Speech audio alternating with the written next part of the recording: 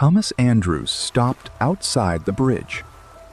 His shoes were wet, not from rain, from seawater. Minutes earlier, he had walked through the flooded compartments below deck. He already knew what almost no one else aboard the Titanic believed. The ship could not be saved. Above him, the lights still shone. Passengers quietly gathered on the boat deck. Music still drifted through the ship. Everything looked normal. That was the illusion. The iceberg was no longer the danger. Time was. The Titanic had less than 1 hour left to live. Almost no one aboard knew it. History remembers the Titanic because she struck an iceberg. But the iceberg did not decide who would live and who would die. People did. Some stepped into lifeboats they believed they would return from. Others stayed because the ship still felt safer than the freezing Atlantic below. Crew members remained at their posts.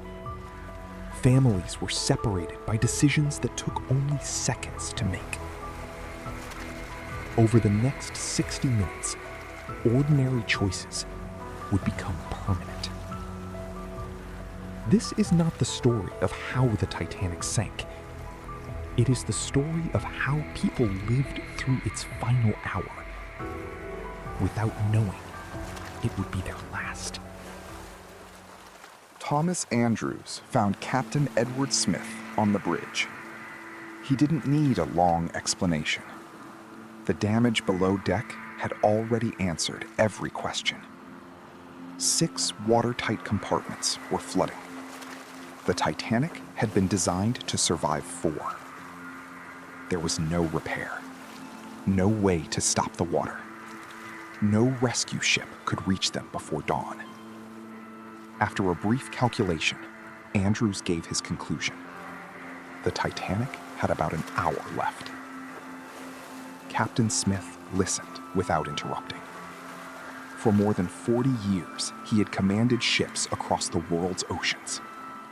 Yet nothing in his career had prepared him for this moment. Outside the bridge, the evacuation had already begun. Stewards knocked gently on cabin doors, asking passengers to put on life jackets and come up on deck. There were no screams, no panic. Many passengers assumed it was simply a precaution. Some even returned to their cabins for warmer coats or personal belongings. The ship still looked safe, and that illusion would cost precious time. Far below the boat deck, another battle was already underway. Chief Engineer Joseph Bell stood beside the generators with his engineering crew. The engines that had carried the Titanic across the Atlantic were no longer important. Electricity was. As long as the lights remained on, officers could organize the evacuation. Passengers could find their families. Crew members could guide people through the endless corridors of the ship. Bell understood exactly what that meant. Every extra minute below deck reduced his own chance of survival. He stayed anyway. His crew stayed with him. Few passengers ever saw the engineers that night. Most never knew their names. But the light that filled the grand staircase, the light that illuminated the lifeboats, and the light that helped hundreds escape, continued to burn because those men refused to abandon their posts. The first distress rocket light up the night sky as hope begins to compete with reality. Above deck, passengers search the horizon for rescue while the musicians continued to play. The first distress rocket burst high above the Titanic. For a brief moment, the darkness disappeared. The towering funnels, the lifeboats, and hundreds of silent faces were illuminated against the empty Atlantic. Then the light faded, and the ocean became dark once again. Each rocket carried the same question into the night. Was anyone close enough to see it? No one aboard knew that the Carpathia was already racing toward them.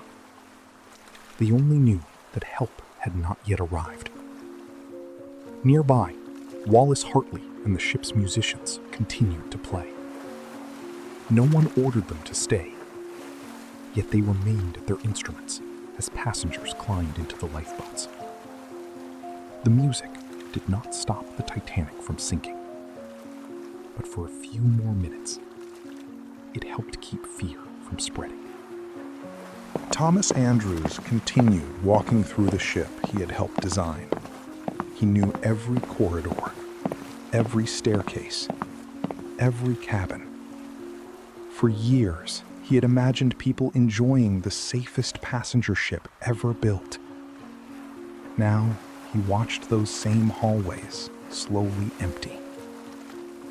Survivors later remembered seeing Andrews urging passengers to put on their life jackets. He encouraged families to make their way toward the boat deck. He checked cabins, opened doors, and kept moving. He never spoke as though there was still a way to save the ship. His focus had changed. He was no longer trying to save the Titanic. He was trying to save the people aboard her. By then, the Atlantic had already claimed too much of the ship. What remained was time, and there was very little of it left. The Titanic was entering its final moments. The bow sank deeper into the Atlantic. The stern rose higher above the water. The ship that had carried thousands across the ocean was finally surrendering. The sounds around the Titanic began to change. The music had stopped. The conversations became quieter. Below deck, Joseph Bell and his engineers remained at their stations. They were no longer saving the ship. They were keeping the lights alive. For more than 2 hours, those lights had represented safety, a reminder that order still existed. Then, they began to flicker. Across the boat deck, passengers looked upward. The Titanic was not only sinking, it was disappearing. At approximately 2:20 a.m., the Titanic disappeared beneath the Atlantic. The bow sank first, then the stern, and finally, the lights were gone. For those watching from the lifeboats, the silence that followed was almost impossible to understand. Moments earlier, the ocean had been filled with sound. Now, there was only darkness. The Titanic was no longer a ship. It was a memory beneath the waves. Nearly 4 kilometers below the surface, the remains of the vessel would rest for decades. But the stories of those who lived through that final hour would never disappear. History often remembers the Titanic as a story about an iceberg. But the iceberg was only the beginning. The real story happened during the final hour, when ordinary people were forced to make impossible decisions. A passenger choosing whether to leave, a crew member staying at his station, a person giving someone else a chance to survive. The Titanic was not lost in a single moment.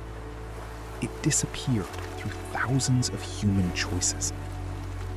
More than a century later, we still remember that night, not only because a great ship sank, but because the Titanic asks a question that still remains. If you had 1 hour left, what would you choose to do?